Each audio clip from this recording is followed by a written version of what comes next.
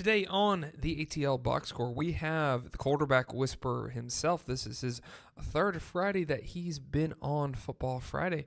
Mr. Sean McEvoy is stopping by to join us, and we get into his top 5 NFL quarterbacks of 2018. We also talked to him about the state championships that happened this past week. All that and much more with a conversation with Sean McEvoy. This is the ATL Box Score podcast with Alex Berger, and today it's Football Friday. Guys, I just want to tell you the biggest secret in the Atlanta business community. And I don't know why it's such a big secret, but I use them for all my resources to get my work done to promote my brand, and they are right off of Peachtree Street in Midtown Atlanta. And if you're a small business owner or you're trying to get your foot in the door in the Atlanta area, or you work from home, well, you need to check out Spaces Midtown East. And you're probably like, what Spaces? Well, Spaces is one of the premier brands in the co-working industry. And yes, the co-working industry has come up in the past couple of years. And I tell you, guys, I got to tell you this. If you're looking for office space, if you're looking for a place to do work and you're tired of coffee shops, you're tired of working out of your house, you need to check out Spaces Midtown. Yes, there's other attractive brands out there, and trust me, I've been part of them.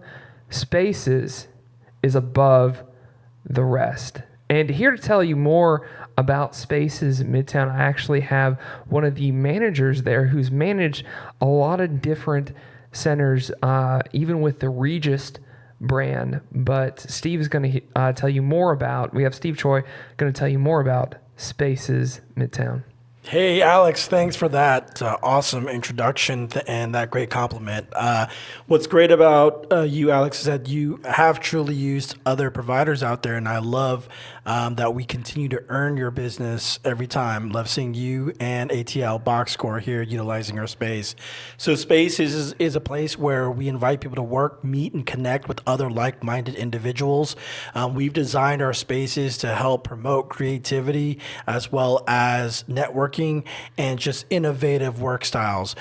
We have 8,000 square feet of collaborative space on our first floor at our Spaces Midtown East Center. And then we have about 40,000 square feet of private office space of various sizes on our second floor.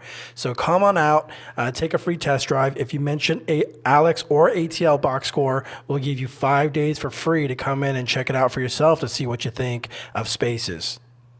Well, thank you, Steve. Thank you for those kind words. As always, love working with you and your friendly staff here at Spaces Midtown East. To find out more information, they are just a block north from the Fox Theater. If you've been to the Fox recently, you probably parked in their parking garage. But if you want more information, if you're interested in Spaces, I'm going to put the link to their website in the show description. Check out Spaces Midtown East.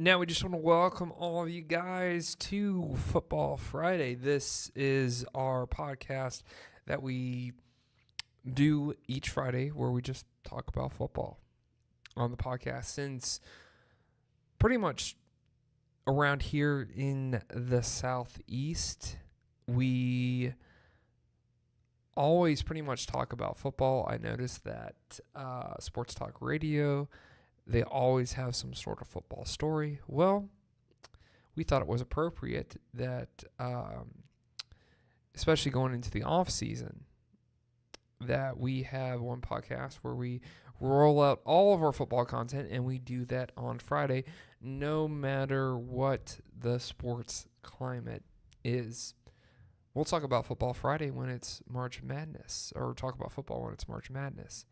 So just to give you guys what that is, and today is Friday, and today is Football Friday, depending on when you can listen to, even though we kind of have names of the week for each podcast, and a podcast is obviously what you guys know is an on-demand thing that you can listen to. So it's Friday here, it's Friday right now, but it might be Tuesday, it might be Saturday, it might be any time, but hopefully we can share that Friday goodness, that Friday goodness that you get. At least for me on Friday, I always feel really good because it's Friday. You're about to get into the weekend.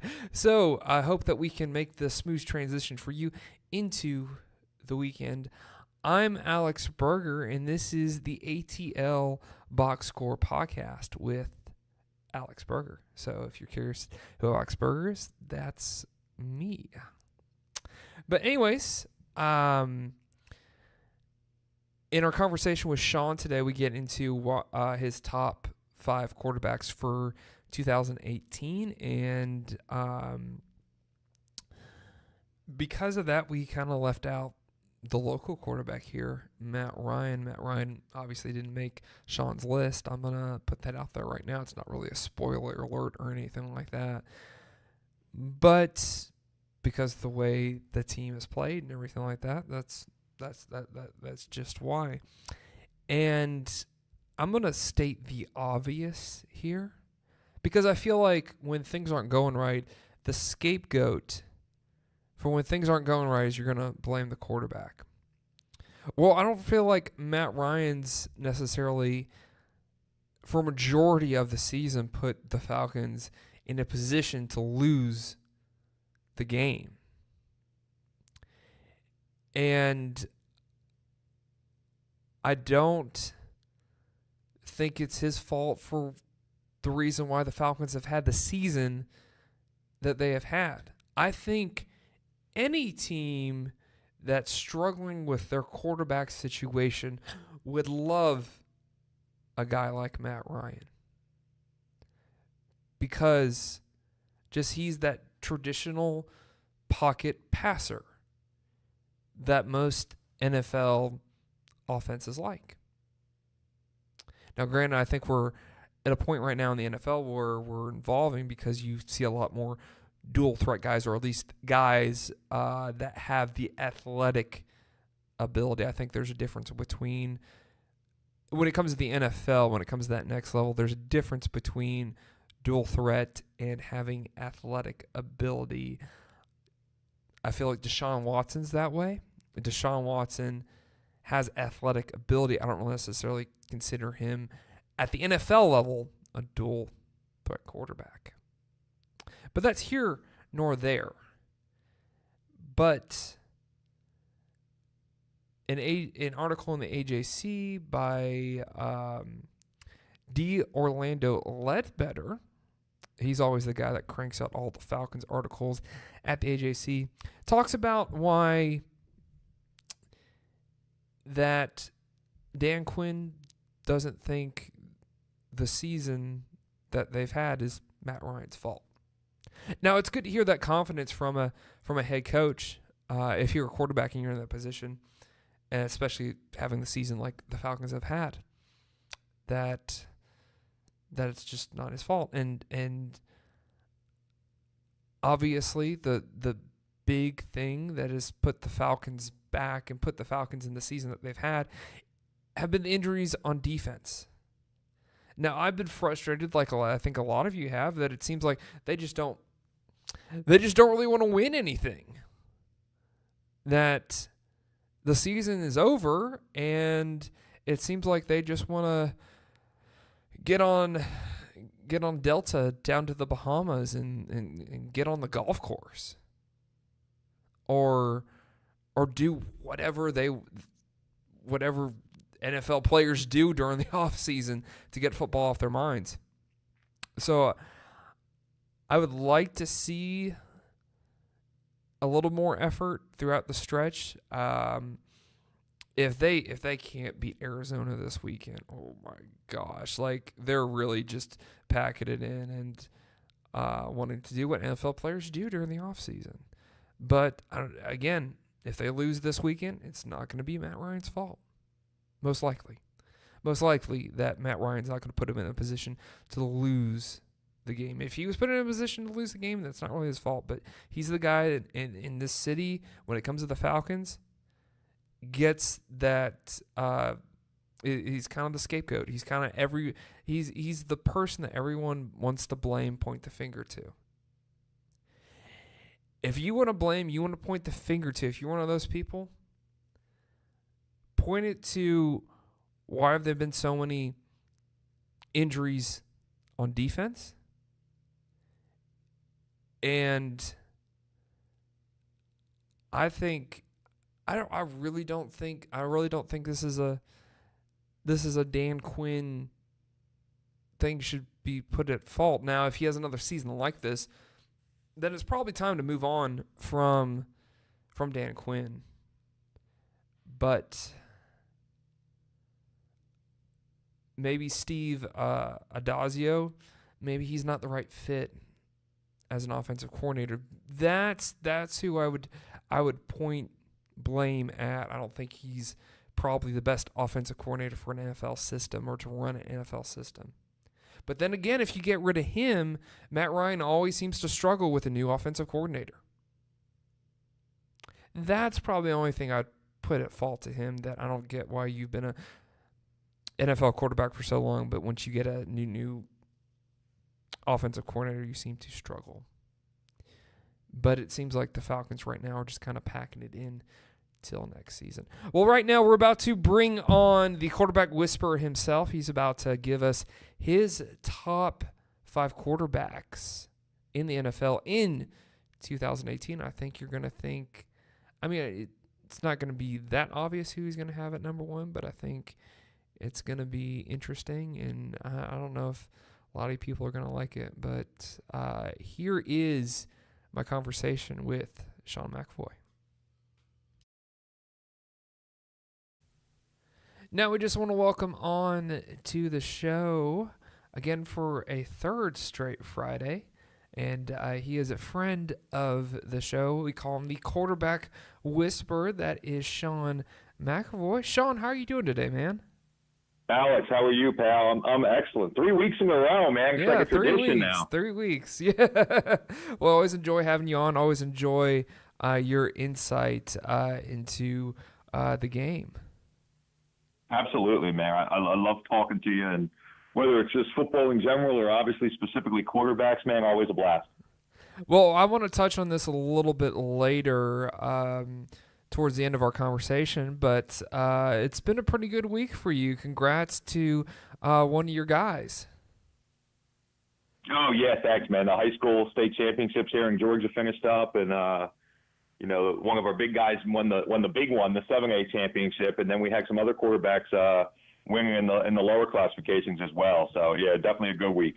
Well, cool. Well, I just want to start off and ask you, since college football this week, obviously bowl season starts, so there's not really too much to talk about this weekend, but a lot of NFL headlines that seem to be dominating. That seems to just be the nature this time of year, where teams are pushing for the playoffs, and our teams just trying to finish up and have a pretty decent season so they could be seeded well for the playoffs. But I feel like it's probably the right time of year, and I just want to get your top 5 on the best quarterbacks, not necessarily the ones that have had great careers, but this year, who do you think the best 5 quarterbacks coming out of the NFL are? Hmm. It's interesting because every year there was usually an automatic answer, right? It was Tom Brady and Drew Brees and Aaron Rodgers, and then you would look around and who else do you like, right? Guys like Tom Brady and Drew Brees just continue to be up there, right? They're just guys that you can depend on week in, week out. They're going to play at a high level, who you think are giving you the best chance to win, can make plays late in the game. The season Drew Brees is having right now has just been terrific. It seems like he gets better every year, which is what we've always talked about with Brady as well. Obviously, the Packers have struggled. Aaron Rodgers has struggled. For the first time ever, if you're thinking about who's actually playing the best right now, it's crazy to me that a guy like Aaron Rodgers wouldn't be in the top 5, but I think you have to go that way. So now you got guys like, look at what Patrick Mahomes is doing. Right. With not only all the passing yards, but just the plays he's making, for a team. Obviously, they couldn't get the job done last night, but a team that's been playing at such a high level, one of the favorites to be the 1 seed there in the AFC. I continue to love what Deshaun Watson has done. Ripped off 9 wins in a row, continuing to back up what he did the first 7 or 8 games of last year before his injury. Really kind of cementing himself there as one of those top guys. And then, it's probably Russell Wilson for me in Seattle. Consistently leading that offense, making plays with his feet, but also throwing the ball really well. So with no order, and I'm sure I missed somebody, and as we talk about a little bit more, if it pops up in my head, I'll interject them. But for me right now, I think Brees is one. Okay. And then Mahomes is going to be up there 2 or 3 with Brady, and maybe his like excitement and his extra athletic ability and what he's doing there, maybe for the first time ever, can put him ahead of Brady. But then so those guys are 2, 3 for me, and then I think you round it out there with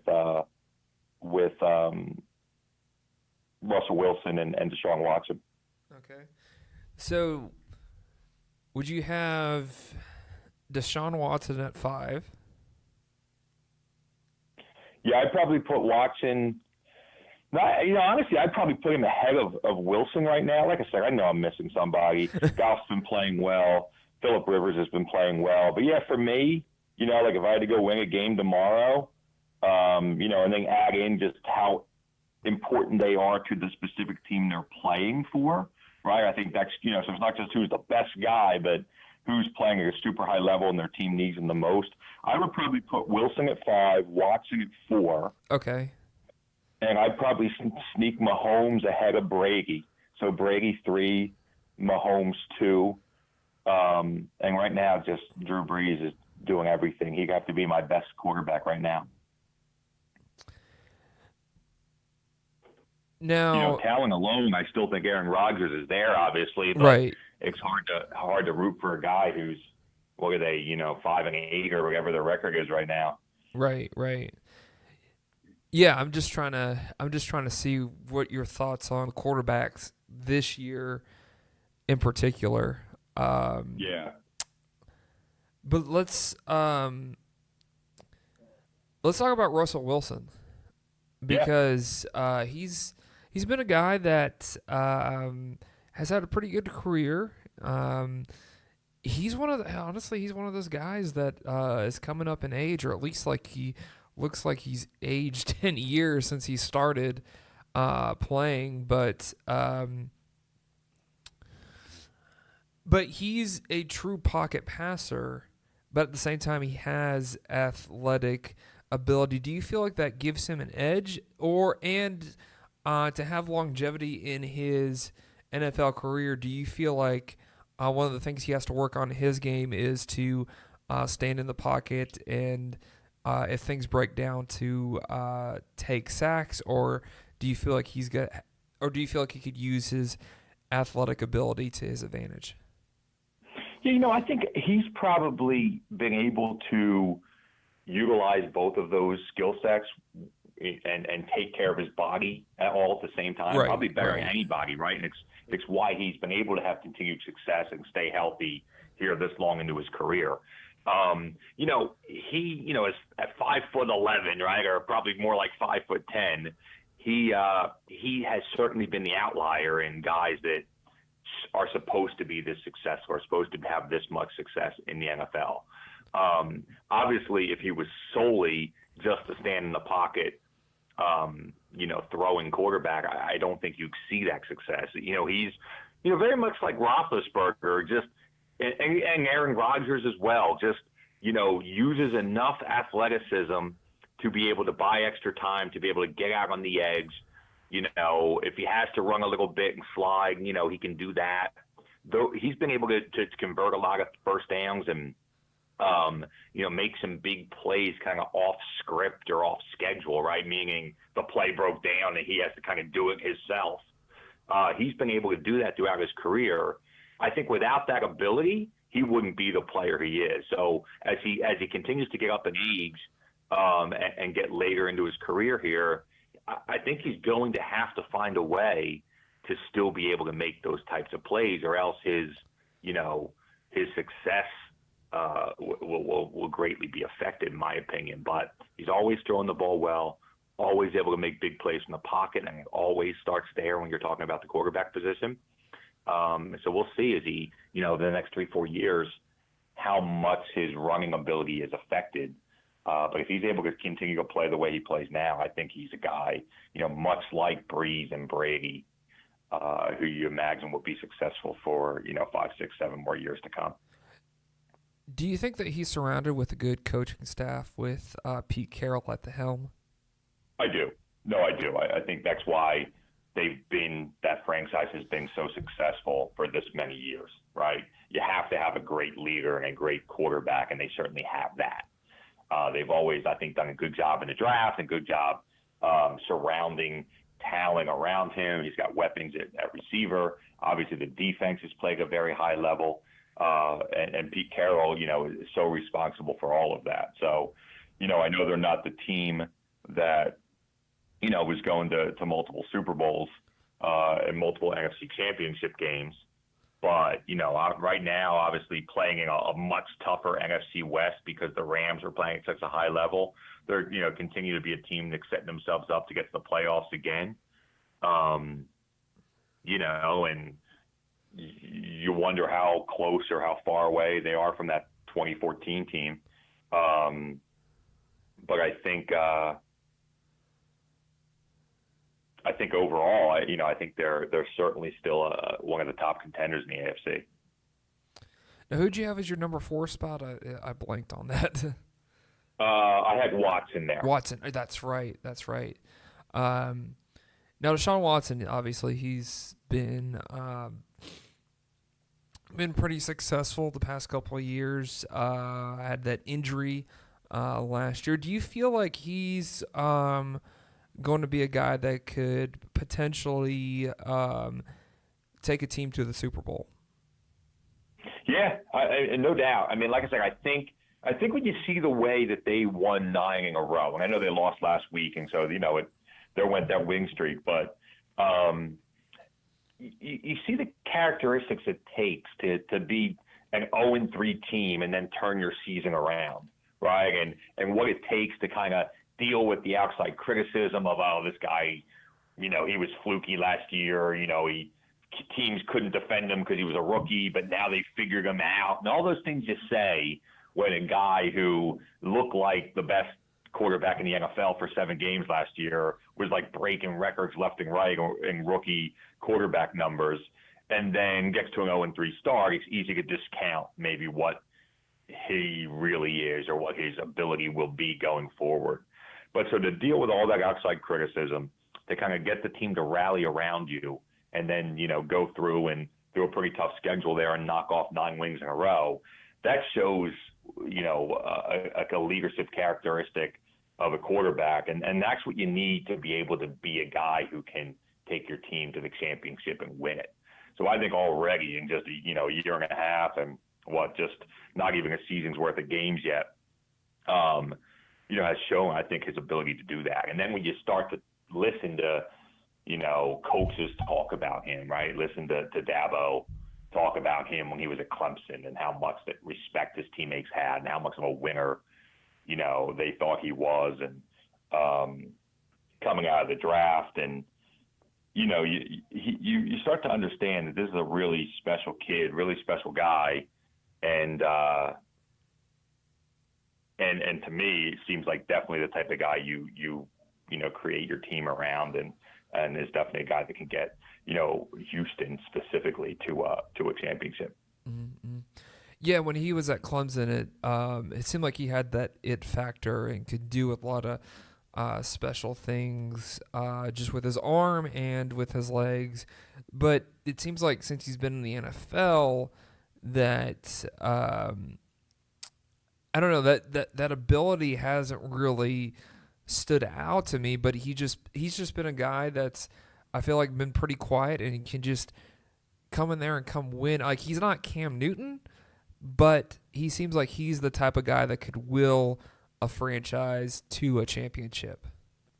Well, and he's more of a this is the dual threat quarterback. How does that translate to the NFL? Right. That was always the question, because you saw the RG3s of the world that maybe in Colin Kaepernick and guys of that nature where they showed a lot of talent and promise and played well, and then it because of injuries, because they're getting hit too often, or a myriad of other things, they didn't throw well enough, and they seem to not really pan out over the long term.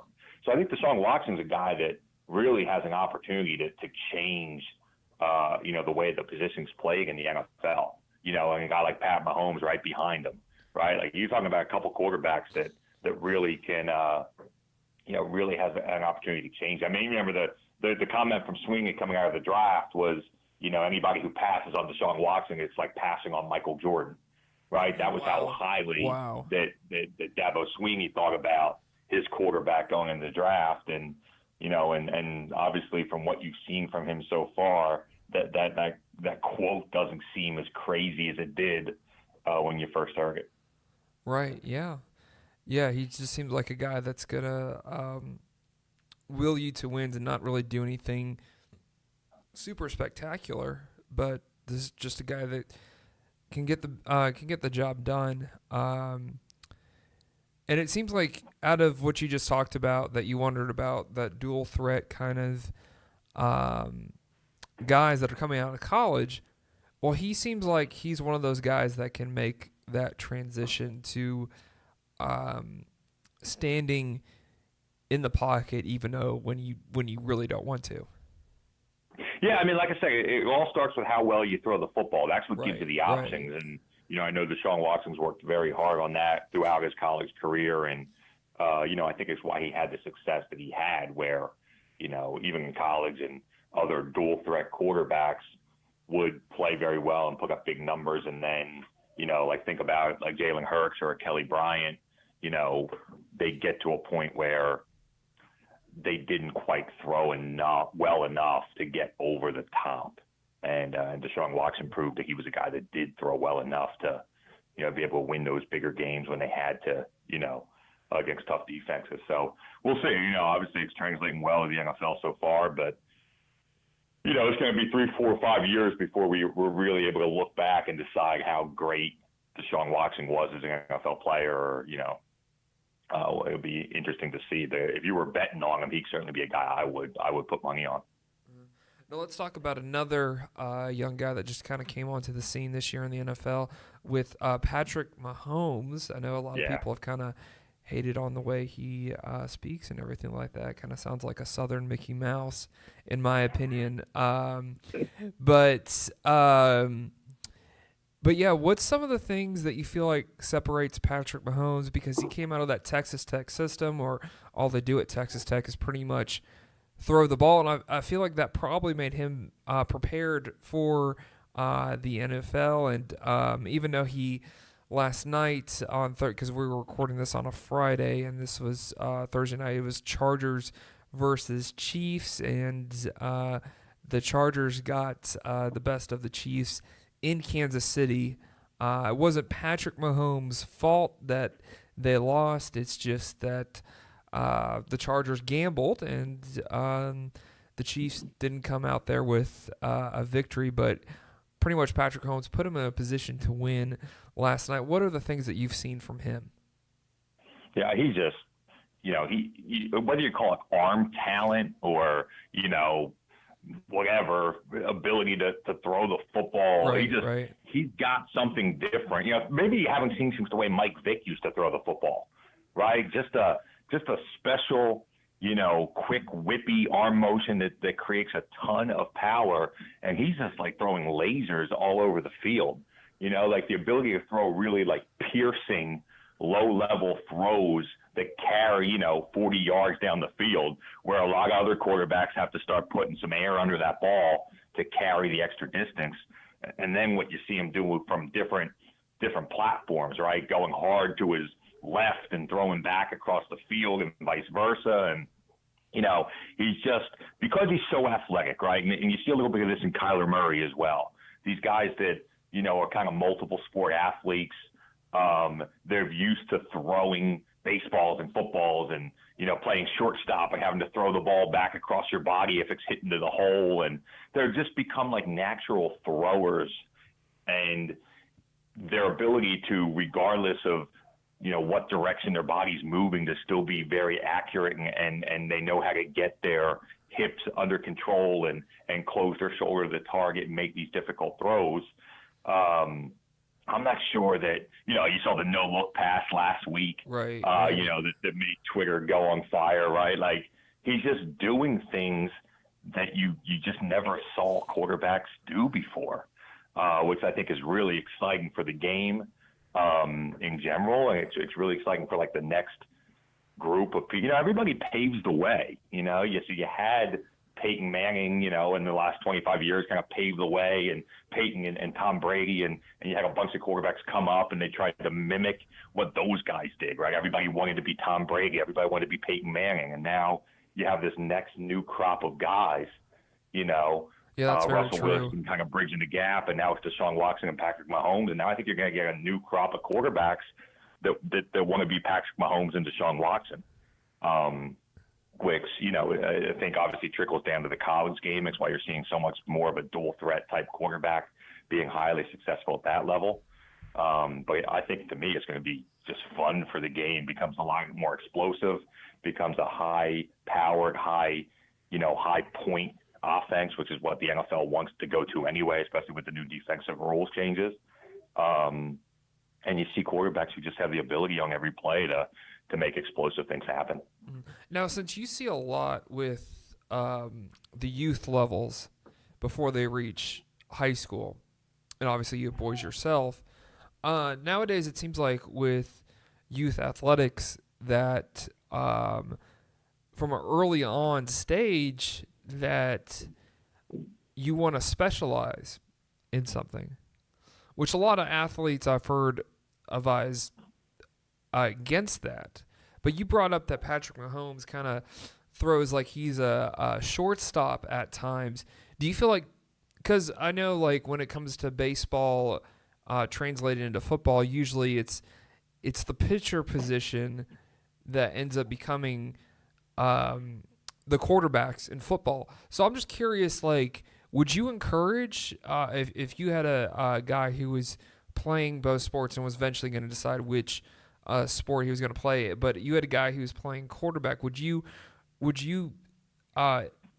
recommend that he plays shortstop to get that kind of throwing motion? Yeah, I mean, I don't know if I'd take it to that extent. I'd recommend that guys play as many sports as they can for as long as they can. And it's really more about what makes you happy, right? Like, if you love football and you love playing baseball, then play both. It's not any more than that. Right. And then or if you love to wrestle and play basketball, like the difference in playing different sports obviously creates differences in what your body's able to do, right? So it makes you more dynamic because you need to be able to to do this one thing really well, right? Where, maybe I play golf at a high level and my ability to create rotational power and control my stability in that sport is, gives me these skill set. And then I want to play basketball. So I have this, hard work of being really repetitive in my jump shot and putting those hours in the gym to continue to get better and to move my feet laterally to play defense. And so now, because you play a ton of golf and a ton of basketball, you have these unique skill sets that work for both. And now as I combine them, all of a sudden it makes me a really good, football player because I have all this lateral movement and quick feet, and I also know how to create great power, and I, have put in those hours of work, from a mental aspect, so whatever it is, whatever the sports are. And I think when we talk about quarterbacks, what we're seeing a lot is those baseball, football guys, a quarterback who also either pitches or, plays outfield and shortstop and things of that nature. It's very common even in the youth level. A lot of guys I train up through high school and college were baseball players all the way through there. So yeah, I mean, like I said, I don't think if you hate baseball, I would tell a quarterback like, well, you should go play because, if you can learn how to throw like a shortstop, you can be Patrick Mahomes. I don't think it's that, but it's certainly just enjoy what you're doing, and then understand that those skills that you are creating will help you in both sports. I think it goes more that way.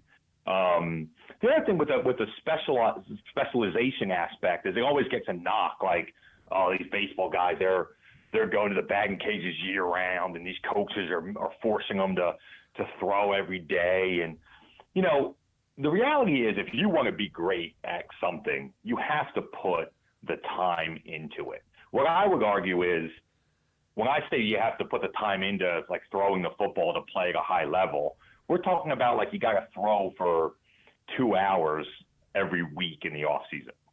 It's not like you from 8 to 5 every day, your world needs to be consumed by being better as a quarterback.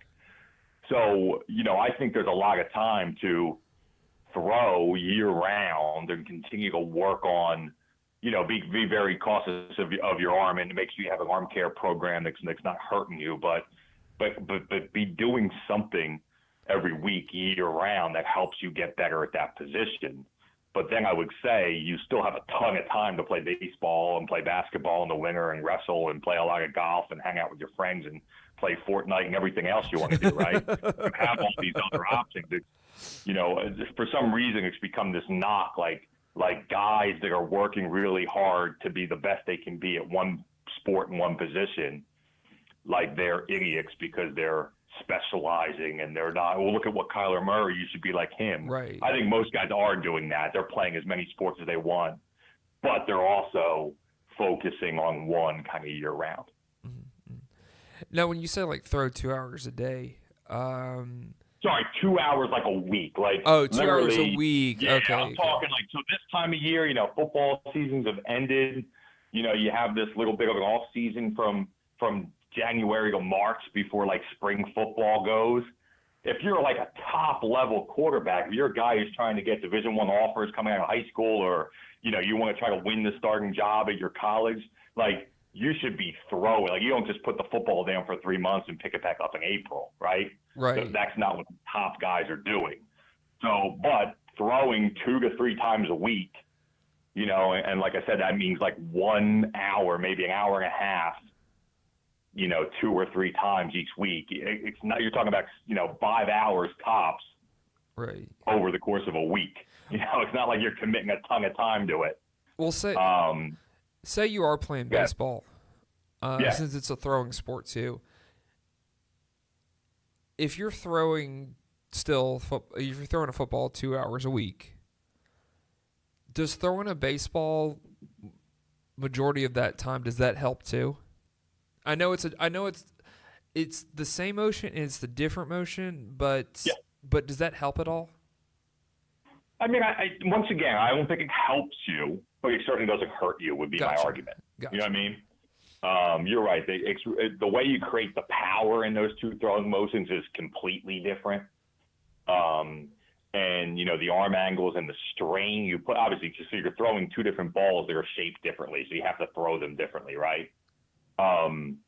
but the arm angles and things and how they kind of put strain on different parts of your arm are different as well. So, the reality is football, if you're throwing it well and the correct way, it's a really fluid motion, kind of similar to a softball pitcher. So you can throw a lot high volume without putting strain on your shoulder and your elbow. Baseball obviously is the opposite, where throwing that ball does put a lot of torque on those crucial areas. That's why you see baseball pitchers that are getting Tommy John surgery, at 14 years old. Whoa. You never hear about that from a quarterback. Right. Because it's a much more fluid motion. So, yeah, you can definitely go back and forth. And like I said, now you also have to be smart about it. You have to take care of your arm. You have to make sure you're stretched out and you're getting everything loosened up really well. And you're, using ice or heat if you need it. You can't be reckless with something like that, but there's no reason why you can't do both and it affect you negatively. Right. Okay. Now let's talk about someone that probably does throw 2 hours a day. And I think he's one of these guys, too, that you either love him or hate him. And if you love him, you're definitely in love with this guy, which is Tom Brady. And I'm not a Brady fan. I respect Tom Brady, but he impresses me and he doesn't impress me at the same time, if that makes sense. Sure.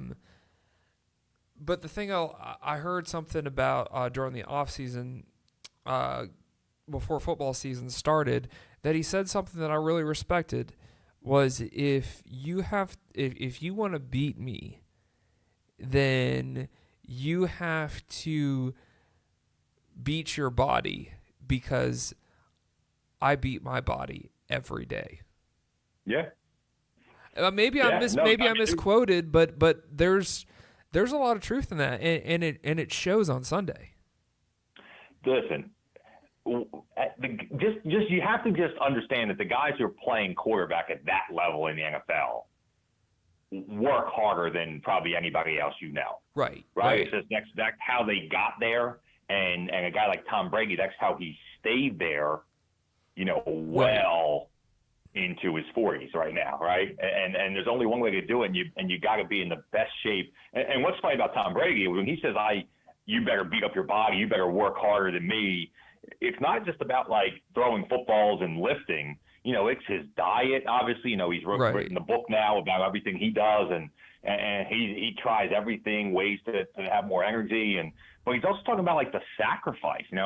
It was well documented. I thought that Tom vs. Time documentary that the Facebook did was phenomenal and great insight into how he prepares each week. But you're seeing like he during the season he hardly sees his kids.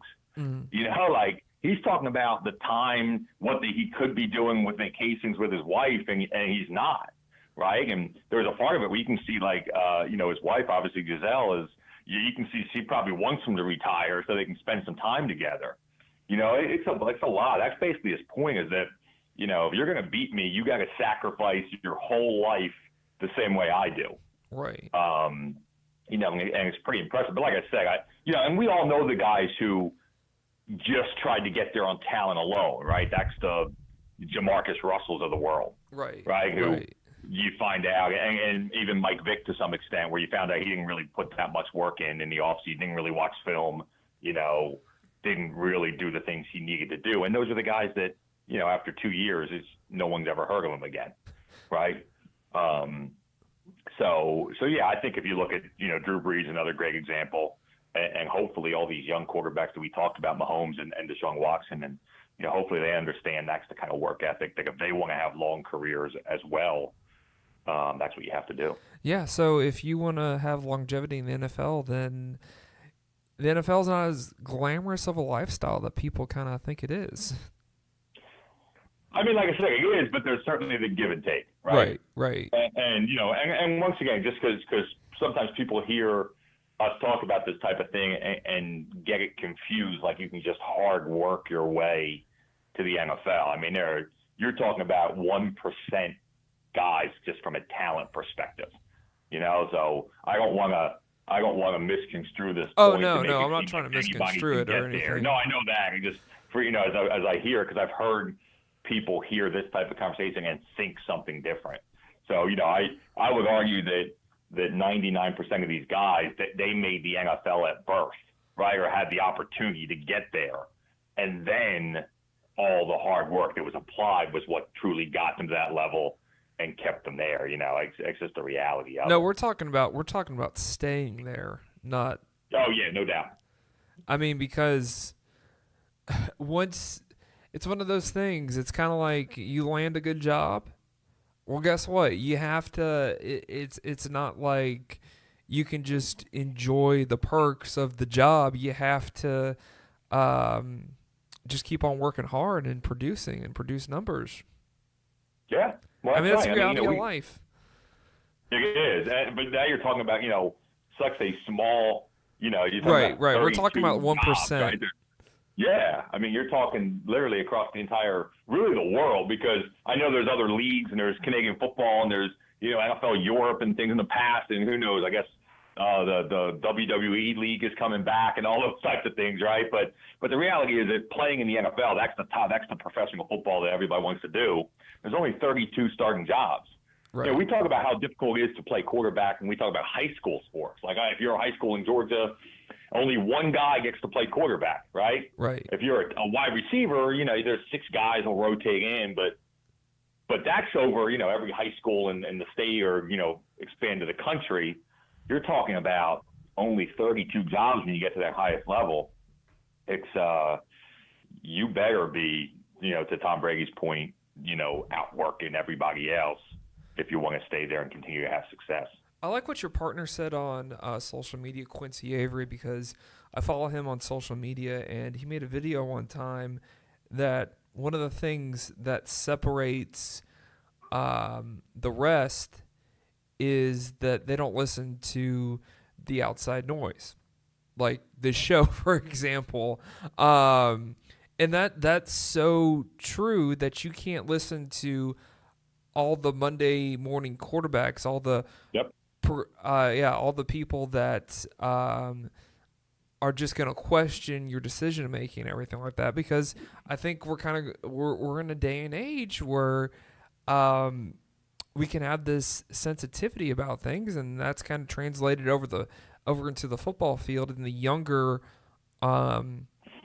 leagues like high school. So I feel like that is a very true thing, because once you get to this level, everything is going to get scrutinized. No, that's it. That's exactly right. And unfortunately, you're right. You're seeing it more at the high school level, and unfortunately, you're hearing about it in the stands of a youth football game. You know what I mean? Right. Like, that's just how this world's gotten, being overly critical, and especially in the team sports, you see more and more of it, which is tough. But so I think kids, like you said, need to learn how to adapt to that, and need to learn how to eliminate all the distractions they can, and like you said, keep the outside noise outside.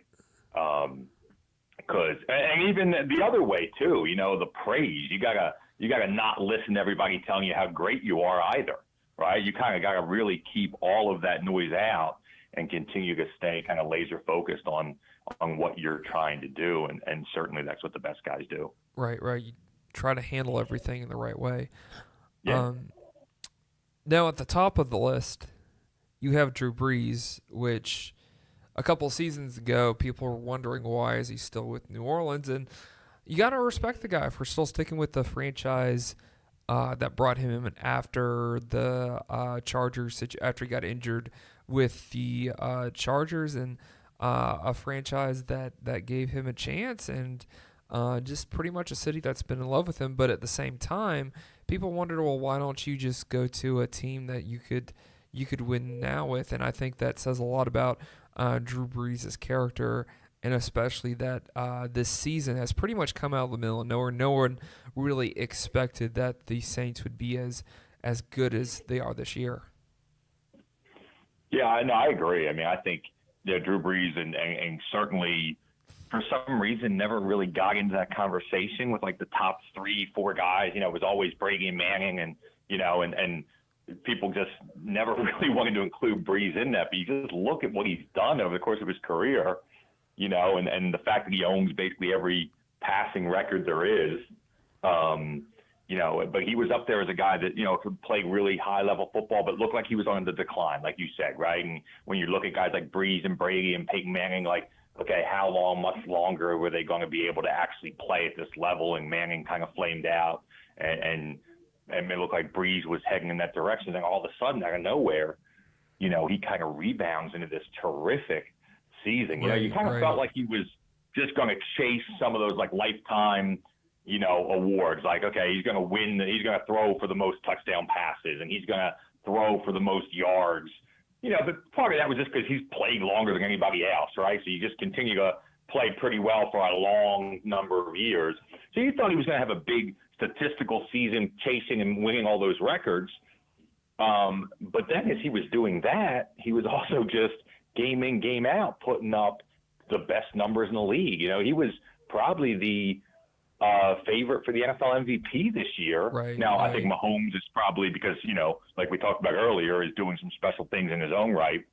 I'm sure Mahomes would now be the favorite over Brees, but, just continuing to go out and put up big numbers and have, 3 and 4 touchdown performances, it seems almost weekly through the beginning of the season. He's just, and once again, like we talked about with Russell Wilson, certainly not the prototypical guy who's supposed to have success at this level. Yeah, absolutely. Now that covers it for the NFL. And what did you think about the Heisman winner, Kyler Murray? And do you think he's going to stay for his senior year, or do you feel like that he should just move on to the NFL? Because I think he's probably going to move on depending on how the rest of the season ends up for him. Yeah, I think he definitely, he's done playing college football. And the reality is he might be done playing football altogether, right? So, the reality here is he's going to have money on the table to go play baseball right now. And with the baseball, the way it's guaranteed in those contracts, it becomes really difficult to not pursue that path. The other argument of that is that baseball kind of is always there, right? Like even Russell Wilson, went and did football, and, there was a lot of speculation that, 4 or 5 years, if it doesn't work out the way it works, he could always go play baseball at 28. You know what I mean? And those guys are just kind of hitting their prime at that point where it gives you that opportunity, but it's really hard to have tens of millions of dollars that you're kind of putting on hold, to go play a really obviously physical game. And my question would be, I don't know how Kyler Murray translates and transitions to the NFL. To be quite honest with you, we're spent a lot of time talking about how guys are changing. But go ahead. I think he would be one of those fun guys that, depending on what type of offense he goes into, if he was that either the wild card kind of quarterback, kind of like what Justin Fields played at Georgia. And I know some NFL teams, depending on where they are, would be willing to experiment with something like that. But, I think he would be fun for the first 2 or 3 years. But then at the same time, usually guys that have that athletic ability in the NFL, it just doesn't work out. So that's how I see it. But I could it would probably be better if he took up baseball. Yeah, and once again, that's like a fallback plan. He's an outstanding baseball player and going to be highly, drafted, right. So it was funny, talking about the Heisman, you watched him on the stage, and he looked like somebody's little brother, standing next to him. And Tua is not very big either, but obviously standing next to Dwayne Haskins, and then, with Tua next to him, you really realize how small he is, and just what a credit it is for him to play at such a high level. I love these guys. We talked about Brees and we talked about Russell Wilson, and now you're seeing with Kyler Murray, and like the all the short quarterbacks in the world, and I was one of them at 5'10", right? Like you're giving hope to to all of us that that all of a sudden you don't have to be 6'5" anymore just to be able to go play college football. You know, Baker Mayfield, another guy, right? So Right.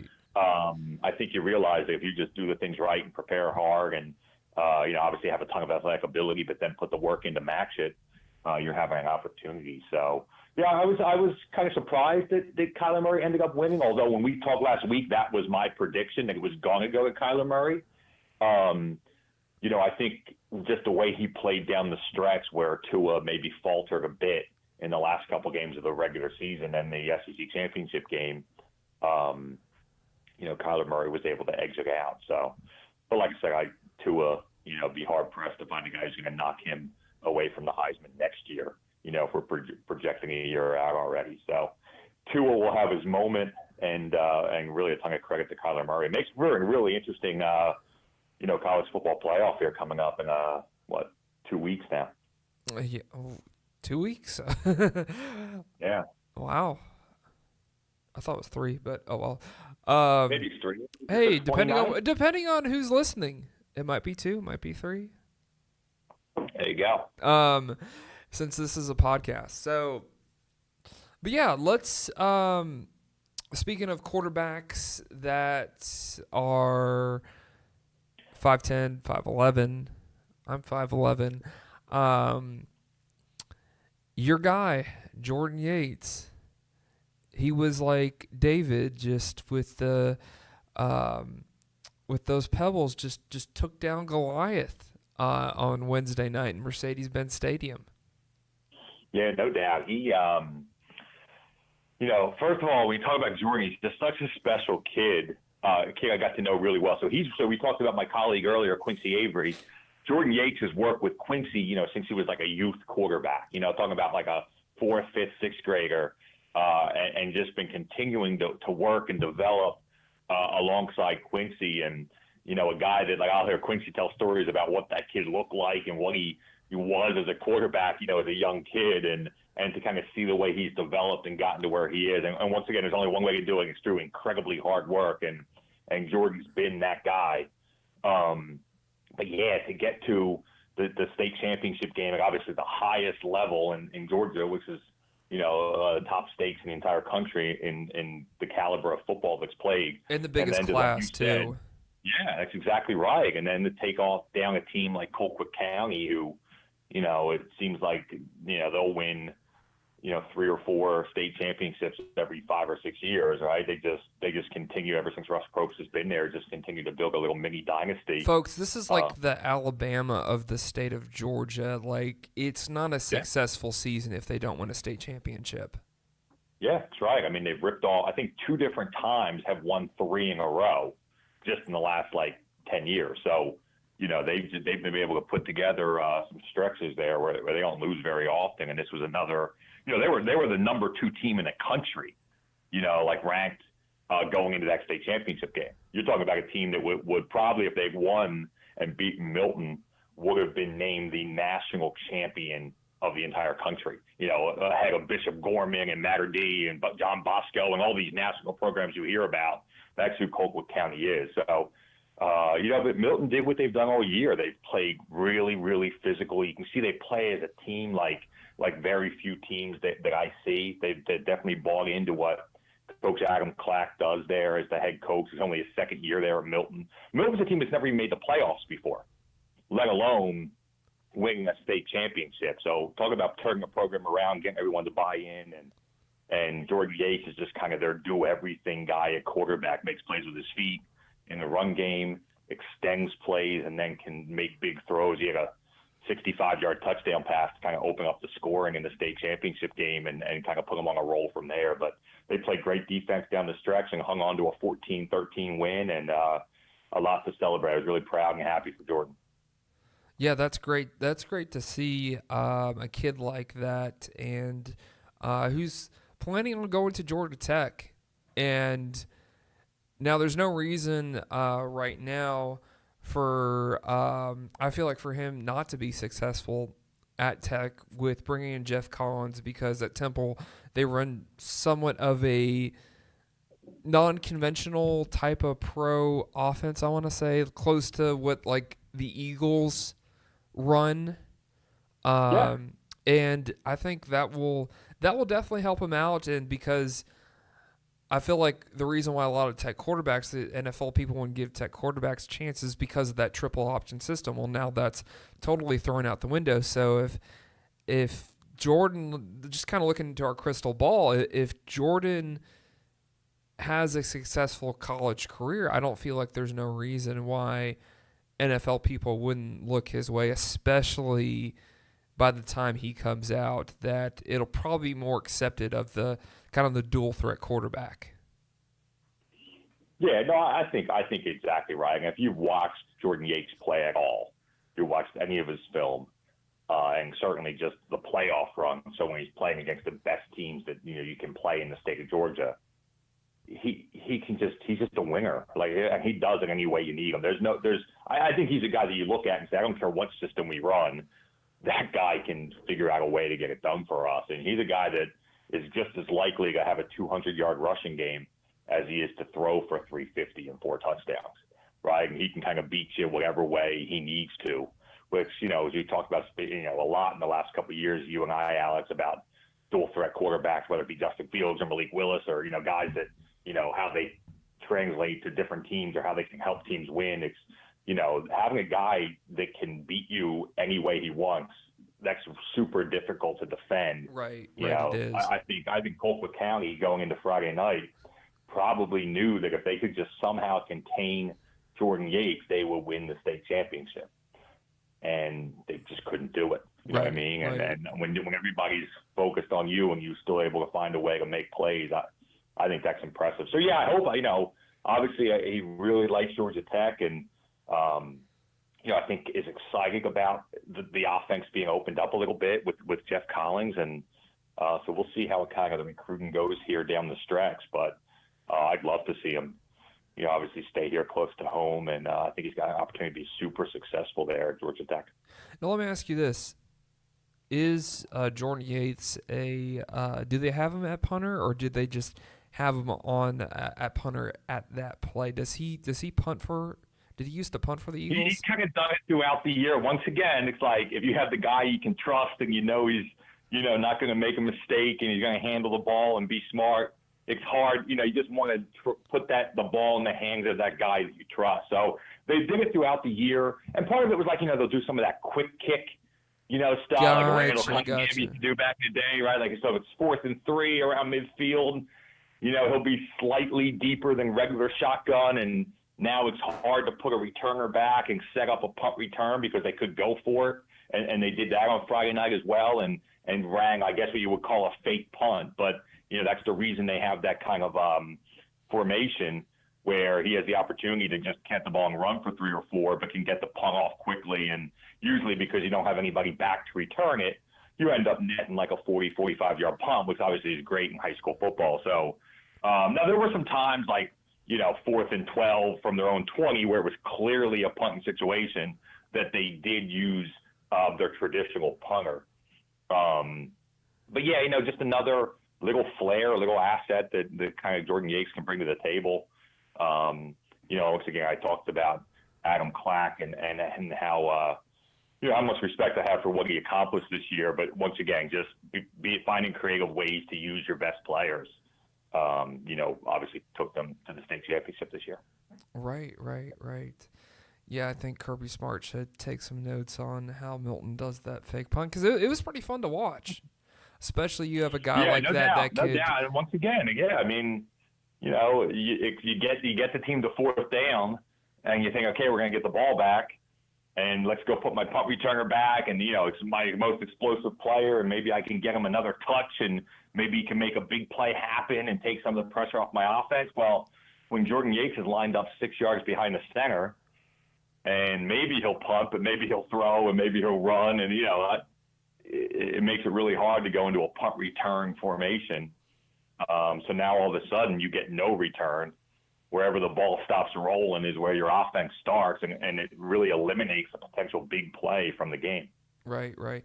I think, too, another thing that I don't think Jordan's going to get enough credit for is just his accuracy and, like what you talked about, his accuracy and just the way he can his ball placement. that he is a pretty accurate passer, especially with the deep ball.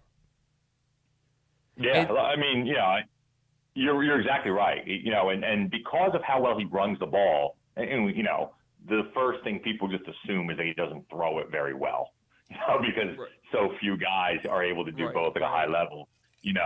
Quincy Avery and I work with a ton of quarterbacks all over Georgia, and we have a ton of guys with 25 and 30 big-time Division I offers, at the biggest schools you can name. And I'll tell you that Jordan Yates throws just as well as our best guys, week in, week out. So he's not the prototypical guy, so maybe he doesn't have the offers from every SEC school in the country. But if you think it's because he doesn't throw the ball as well, you're mistaken. Mm-hmm. And plus, too, at Milton, and no offense to Milton or anything like that, but they really didn't have the most impressive receivers. They're kind of in that spot. I mean, because to put it frankly, ladies and gentlemen, like where Milton isn't necessarily a breeding ground for I wouldn't say athletes, but more so guys that can that are just burners, that can just get off the ball. Like, I feel like he was working with not the most flashiest of receivers. Yeah, I mean, like I said, there's a couple talented senior receivers that make a ton of plays for him throughout the year. But you're right. I mean, the easiest way to think about it is, okay, like, does he have Division I guys he's throwing to? And he doesn't. I mean, he's not throwing to Jaden Hazelwood. That's exactly right. I mean, their best skilled player, Joseph Charleston, is going to Clemson. He's a defensive back. But they use him on offense. They'll put him in the slot because, trying to get a dynamic player to throw to.